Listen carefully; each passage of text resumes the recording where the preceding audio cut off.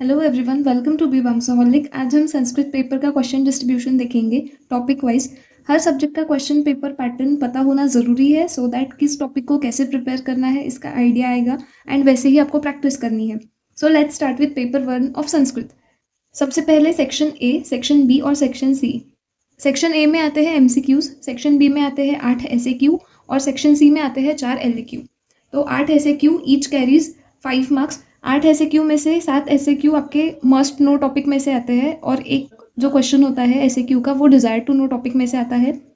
सबसे पहला क्वेश्चन आता है संधि में से, दूसरा क्वेश्चन आता है समास में से। इसमें आपको केवल शब्दों की संधि और समास लिखना है। फिर क्वेश्चन थर्ड आता है अव्यय में से। सिलेबस में ऐसा मेंशन किया गया है कि इसमें से आपको फिलअप के लिए आएगा, मतलब आपको fill in the blanks with the help of अव्यय फिलअप करने। उसके बाद क्वेश्चन फोर्थ आता है शब्द रूप में से। क्वेश्चन फिफ्थ आता है उपसर्ग में से। अब उपसर्ग में आपको कोई भी उपसर्ग दिया रहेगा और उससे आपको अपने मन से किसी भी धातु के साथ उस उपसर्ग को ऐड करके सेंटेंस बनाना है। सो मेक श्योर कि आपको हर उपसर्ग के लिए इजी से इजी सेंटेंसेस पता हो। उसके बाद क्वेश्चन 6 आता है टॉपिक 8 एंड टॉपिक 9 में से, मतलब प्रत्यय और विशेषण विशेष्य में से। टॉपिक 6 में क्वेश्चन 6 में 3 सब क्वेश्चंस प्रत्यय में से आते हैं 1 मार्क के लिए और 2 विशेषण विशेष्य में से आते हैं 1 मार्क के लिए, जिसमें आपको सेंटेंस बनाना होता है। क्वेश्चन 7 है हमारा धातु रूप में से एंड क्वेश्चन 8 कारक प्रकरण में से आता है। कारक प्रकरण मतलब क्वेश्चन 8 में आपको अंडरलाइन वर्ड दिया है, उसका कारक लिख के अर्थ बताना है।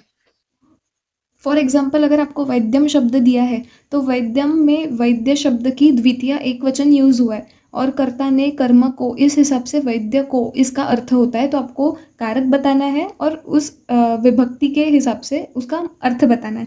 तो ये हो गए हमारे 8 एसएक्यूज। फिर आते हैं 4 एलएक्यूज पे, जिसमें से सभी के सभी एलएक्यू मस्ट नो टॉपिक में से लिए गए हैं। पहला एलएक्यू आता है कारक और शब्द रूप में से। फॉर एग्जाम्पल अगर आपको कोई शब्द दिया है वैद्य, उसके आगे ब्रैकेट में आपको विभक्ति और वचन दिया रहेगा, तो उस विभक्ति और वचन के हिसाब से आपको उस शब्द को बनाना है और उस शब्द को आपको वाक्य में यूज करना है। जैसे अगर वैद्य शब्द की तृतीय एक वचन दिया है तो वो हो जाएगा वैद्येन। आपको उस वैद्येन शब्द से वाक्य बनाना है। उसके बाद समास। सेकेंड क्वेश्चन होता है समास, जहाँ पे आपको कोई पैसेज या फिर श्लोक दिया रहेगा और वहाँ पे किसी सामासिक शब्द को अंडरलाइन किया गया रहेगा, जिसमें आपको समास बताना है और उसका विग्रह वाक्य लिखना है।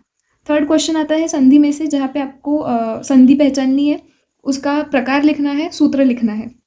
फिर फोर्थ क्वेश्चन आता है कारक, धातु और प्रत्यय में से। इसके 2 सब क्वेश्चंस आते हैं।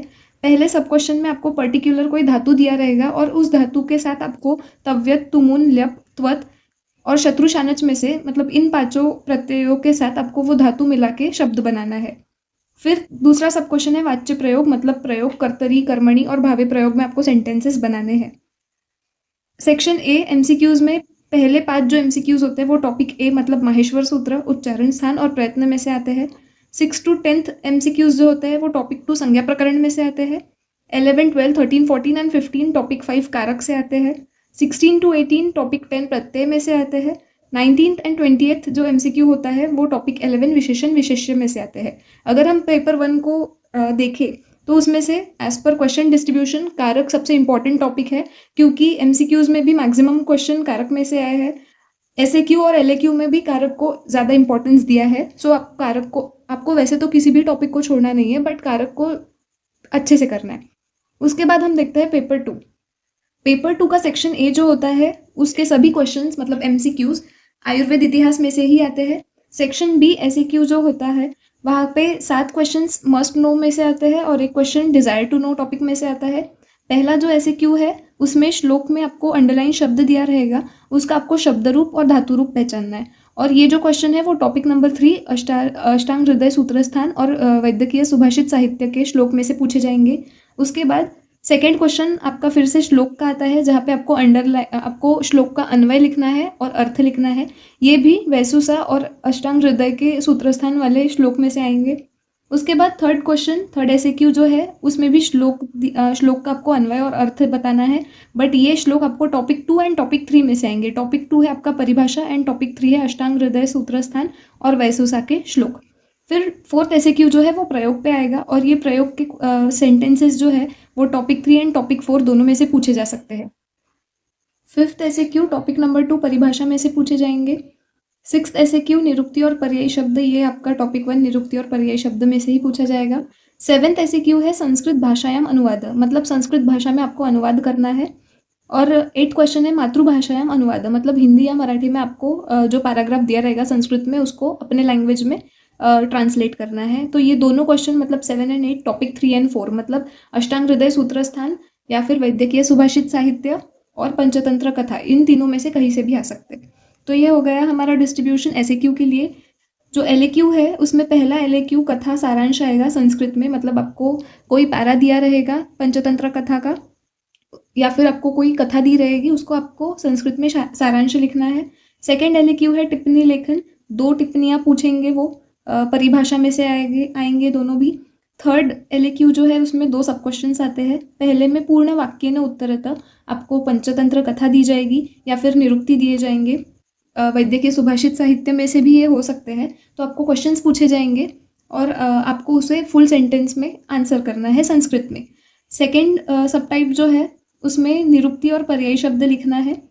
फिर आते हैं फोर्थ एलएक्यू पे, यहाँ पे आपको श्लोक का पदच्छेद लिखना है। आपको कोई श्लोक दिया जाएगा टॉपिक 3 मतलब अष्टांग हृदय सूत्रस्थान या फिर वैद्यकीय सुभाषित साहित्य के सूत्रों से, उस श्लोक में आपको पदच्छेद लिखना है, अर्थ लिखना है, अन्वय लिखना है और शास्त्रार्थ मतलब उसमें कौन से अव्यय संधि समास का यूज हुआ है वो सब लिखना है। मोस्ट स्पेसिफिकली आपको संधि और समास मेंशन करने हैं श्लोक में दिए हुए। तो ये टोटल हमारे 4 एलएक्यूज भी कवर हो चुके हैं। So this was about Sanskrit paper 1 and 2. If you want such videos of other subjects as well, so do let me know and support the channel and its content by your likes and subscribe. Thank you so much.